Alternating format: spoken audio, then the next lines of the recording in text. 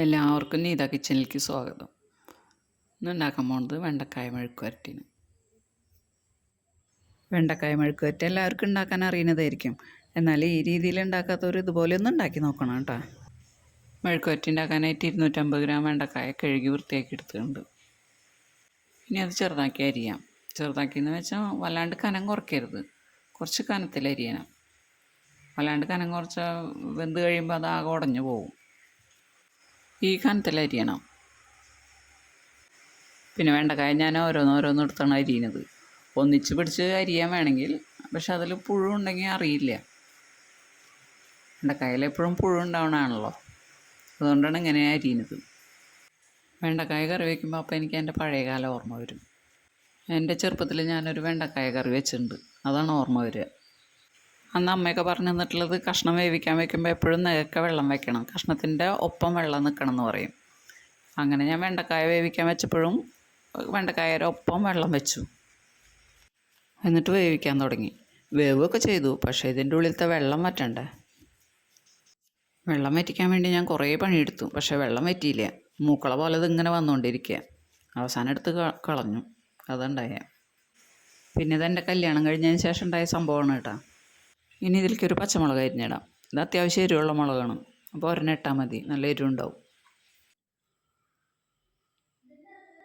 ഇനി ഇതിലേക്ക് ഒരു കഷ്ണം ഇഞ്ചി അരിഞ്ഞതിടാം. ഞാൻ 1/2 ടീസ്പൂൺ ഇഞ്ചി അരിഞ്ഞതിട്ടുണ്ട്. ഈ മെഴുക്കുവരട്ടിൽ ഞാൻ ഇഞ്ചി അധികം ഇടും. ആ ഇഞ്ചി കടിക്കുമ്പോൾ ഒരു പ്രത്യേക ടേസ്റ്റാണ്. വെണ്ടക്കായ മെഴുക്കുവരട്ടി ഉണ്ടാക്കുമ്പോൾ ഇഞ്ചി എന്തായാലും ഇടണം കേട്ടോ, ഇഞ്ചി ഒഴിവാക്കരുത്. ഇനി ഇതിലേക്ക് സവാള അരിഞ്ഞതിടാം. അതൊരു വലിയ സവാള എടുത്തിട്ടുണ്ട്. സവാള ചെറുതാക്കി അരിയൊന്നും വേണ്ട, ഇതുപോലെ വലുതാക്കി അരിഞ്ഞിട്ടാൽ മതി. ഇനി ഇതിലേക്ക് വേണ്ടത് ഉപ്പാണ്. ഉപ്പ് പാകത്തിന് ഇടാം. ഉപ്പിടുമ്പോൾ കൂടരുത്, കുറഞ്ഞാലും കുഴപ്പമില്ല, അത് നമുക്ക് പിന്നീട് ശരിയാക്കാം. വേണമെങ്കിൽ ഉപ്പിട്ടാൽ മതിയല്ലോ. ഇനി വെണ്ടക്കായ വേവിക്കാൻ വേണ്ടി ഒരു ചട്ടി അടുപ്പത്ത് വെച്ച് കത്തിക്കാം. ചട്ടി ചൂടാകുമ്പോൾ അതിലേക്ക് വെളിച്ചെണ്ണ ഒഴിക്കാം. വെളിച്ചെണ്ണയിൽ ഒഴിക്കുന്നത്, അതാണ് ടേസ്റ്റ് ഉണ്ടാവുക കൂടുതലും. ഓയിലായാലും കുഴപ്പമൊന്നുമില്ല. പിന്നെ ഈ വെണ്ടക്കായ വലിക്കുന്നതിൽ കുറച്ച് വെളിച്ചെണ്ണ കൂടുതൽ വേണം. മറ്റു കറികൾക്ക് എടുക്കണേലും ഒരു സ്വല്പം കൂടുതൽ, 1 ടീസ്പൂൺ കൂടുതൽ എടുത്താൽ മതി.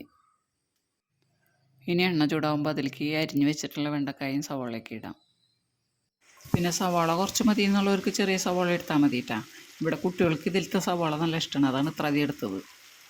ഇനി ഇത് നല്ലപോലെ ഇളക്കി കൊടുക്കാം.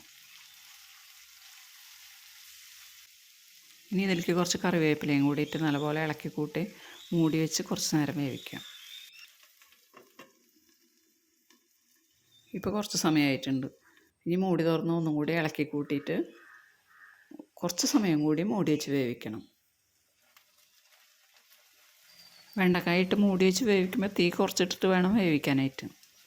വേവിക്കാമെന്ന് പറയുമ്പോൾ എന്തുടയരുത് കേട്ടോ, ഒന്ന് വലിയാനേ പാടുള്ളൂ, അത് പ്രത്യേകം ശ്രദ്ധിക്കണം.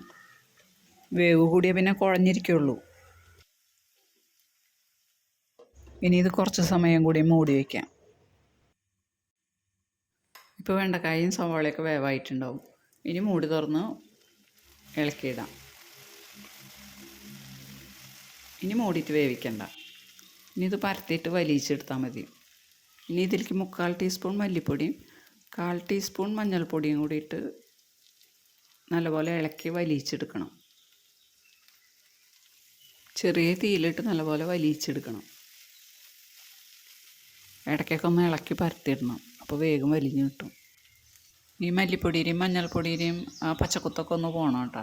എന്നിട്ട് നല്ലപോലെ വലിയിക്കണം, അപ്പോൾ നല്ല ടേസ്റ്റ് ആയിരിക്കും.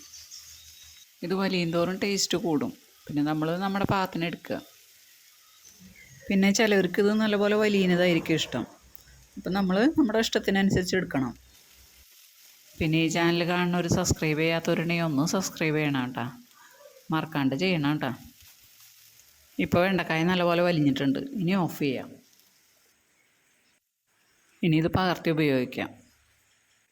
ഈ മെഴുക്കുവരട്ടി നല്ല ടേസ്റ്റാണ് കേട്ടോ, എല്ലാവരും ഒന്ന് ഉണ്ടാക്കി നോക്കണേ. പിന്നെ ഇതിൽ പച്ചമുളക് ഇടുന്നതിന് പകരം കുരുമുളക് പൊടി ഇട്ടിട്ട് ഉണ്ടാക്കാം കേട്ടോ, അതും നല്ല ടേസ്റ്റാണ്.